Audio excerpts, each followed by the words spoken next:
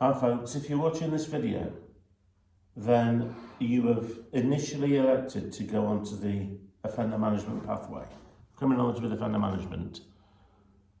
So that's level 5 and level 6.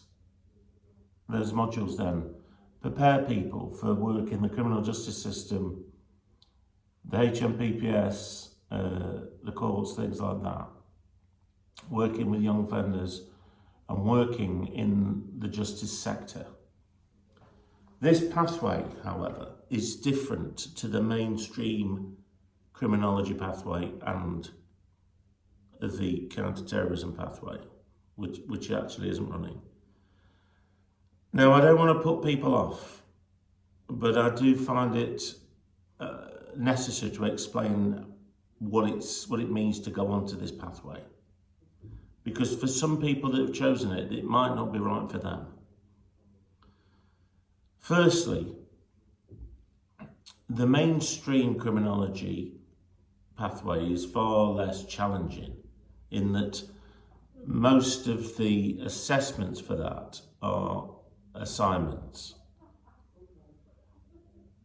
which students traditionally, coursework students find traditionally a lot easier. With the offender management pathway, it is geared up for professional sort of advancement. People would actually move from the university into the world of work, i.e. the probation service, offender management units, public protection, case management, the courts. So it's realistic. Whereas the mainstream criminology is a bit more theoretical, it's not linked directly to any one particular job, or it's more of an experience. It's more forgiving, whereas offender management isn't. So for example, in level 5 then you will have the offender management module itself, where you have to learn about offender management, and then your assessment will be a role play where you're going to get role actors and you've got to deal with the person. So it's not like an assignment, it's not like coursework, it's real. You have to have real knowledge embedded into your mind. You're going to get somebody that's going to come in and you're going to have to deal with their sentence, give them a sentence plan, deal with their suspended sentence order, which is very realistic. Secondly then, you've got modules like suicide and self-harm. Again, there's a role play element, it's more practical. As you move on to level 6 then, well, before that, then in semester 2, you've got prison law and probation regulations, which is an old-fashioned exam. The exam is quite hard. It's not one of these sort of experiences where you can dip in and out on attendance, where you just, like some of you will come and go, the attendance isn't particularly effective. You can probably get away with that on the mainstream criminology degree. You can't get away with it on the prison law one. If you don't attend and engage and go through the mock exams and listen to the materials, it's going to be very difficult. As I've seen this May, with people who don't attend properly, it's not happening for them in the exam. So if you need to be true to yourself. If you feel that you can attend the offender management modules on a regular basis, do the reading, and prepare for like a real vocational job in this sector, then it is for you. If you're just a student who wants like a student experience, you're busy at work, you've got commitments outside of uni that are going to stop you from reading this stuff and engaging, then think about dropping onto the mainstream criminology. And like I say, this is not to put people off, but I don't want to set people up to fail. I'd rather you drop onto the mainstream criminology, have a reasonable experience, and it's not as rigorous. But if you come onto offender management, it's different. It is very, very different.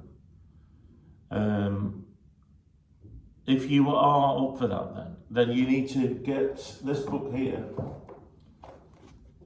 Penology, Punishment, Prisons and Probation, by Lol Burke and Helen Gosling. you need to get that book and you need to read that before you come. It's an easy to read book. You need to read that before you come in September. There are some trips and there are some experiences that you would get going into prisons, having guest speakers and things like that. But this year I've had people that have come onto the module and they've enjoyed that side of things and the guest speakers, but when it comes to the assessments, you know, they're nowhere to be seen. So this is not to be negative. This is not to put you off coming onto the offender management pathway. It's just, as an adult, you deserve to know what's expected from you. And I've looked at the attendance of some of you who have chosen this pathway, and I've looked at, you know, how things have gone in level 4, and it would be impossible to repeat that experience on level 5 and hope to get through some of the modules on offender management. So listen to this video, have a think about it, and I am also going to get my level 5 students who have been on the offender management pathway to do an advice or their feedback on what their experience was on the offender management pathway, so you can hear it from students and not just me. And then I'll send that out for you to listen to. But this is, like I say, just reflect on what I've said. You've got some pretty hardcore modules on there. You've got the offender management module itself, you've got the prison and probation law. Then in level 6, you've got community justice, which is where you prepare a pre-sentence report and present that in front of the courts, or the role actors playing the roles of magistrates. So if you're a person then that's nervous, timid, has anxiety, things like that, again, this might not be the right pathway for you, because this pathway, you're dealing with offenders. You're going to be dealing with problematic people. You're expected to present a report in a role-play court situation. You're expected to meet somebody who's been released from prison and give them licence conditions or check their conditions of their sentences. You're going to be expected to sit an old-fashioned exam. Now, if you're of a nervous disposition or you feel intimidated by what I've just said, then obviously the mainstream pathway may be for you, because you're not going to have that sort of experience. You'll just be submitting coursework. There are some exams on the level 6 terror module, understanding contemporary terror movements, I think, but that is an exam as well. Now, the exams aren't a problem if you attend. And if you attend and you go through the revision process, they're not going to be a problem to anybody. But if you are somebody that's got a lot going on in your life, then it might be problematic. Now, I hope I've not offended anybody. I do not want to do that. I just want people to have a productive experience.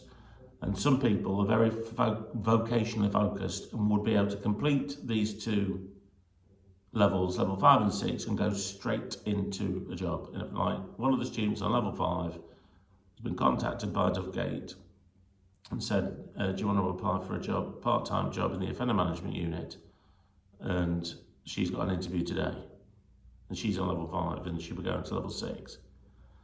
So the difference is the employers know that students on the offender management pathway are highly employable. The skills that they'll learn for that particular sector of the criminal justice system. They know that people are very knowledgeable and are very experienced in interviewing people, presenting, soon to be giving evidence, reading reports out. So they know that the employability for these students is high. But that comes at a price, because the standard's high, because it's quite a rigorous pathway. If you've got any thoughts about it, or if you want to reflect on what I've said, then message me on Teams. Thank you.